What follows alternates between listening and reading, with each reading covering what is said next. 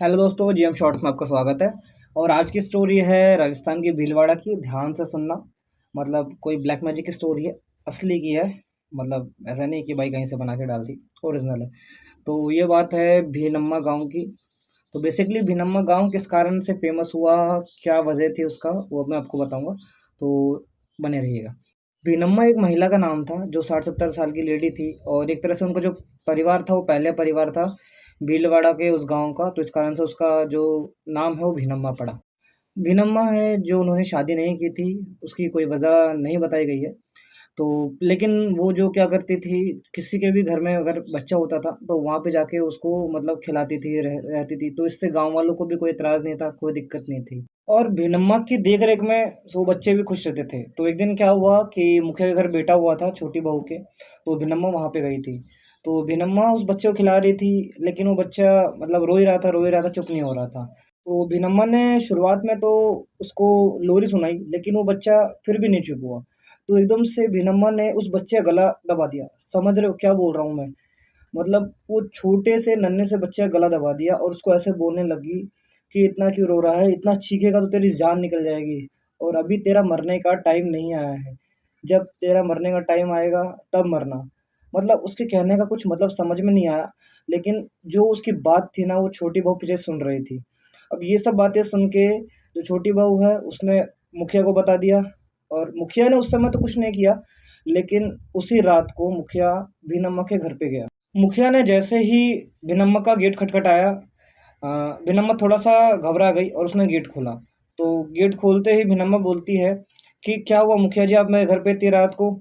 कुछ हो गया है क्या बच्चे को? तो मुखिया बोलता है कि बच्चे को तो कुछ नहीं हुआ, लेकिन मुझे तुम्हारे घर की तलाशी लेनी है।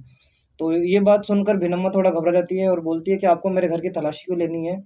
मुखिया उसको कोई जवाब ना देकर घर की तलाशी लेना स्टार्ट कर देता है, और तलाशी लेते-लेते उसे कहीं कुछ नहीं मिलता है, लेकिन उसको एक कमरा दिखता है जिस पे ताला लगा हुआ होता है। तो वो भीनम्मा को बोलता है कि इसका ताला खोल। तो भीनम्मा मना कर देती है कि मैं ताला नहीं खोलूँगी। तो वहाँ पे मुखिया जी के साथ 2 आदमी आए हुए होते हैं, तो वो उस ताले को तोड़ देते हैं। ताला तोड़ने के बाद अंदर जाने के बाद जो उनको दिखता है, भाई साहब यकीन नहीं करोगे, पत्थर पे खून और हड्डियाँ पड़े थे। और वो हड्डियाँ किसी सामान्य इंसान जैसे मैं हूँ, मेरे से मतलब मेरे हाइट के लोग हैं, इस इनके नहीं थे। एक तरह से वो हड्डियाँ और जो खून था वो नवजात बच्चों के थे।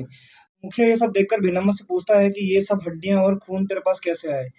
किनके हैं ये? तो भीनम्मा हँसती हुई बोलती है कि मैं खा गई मोड़े को। मोड़े का मतलब होता है नवजात बच्चा।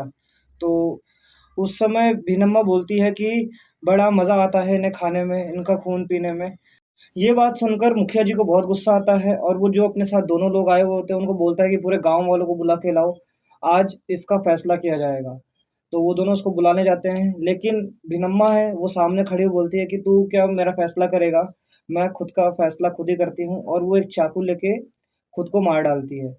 मरने के बाद क्या हुआ आप सोचोगे तो डर जाओगे। मैं आपको बताता हूँ क्या होता है फिर।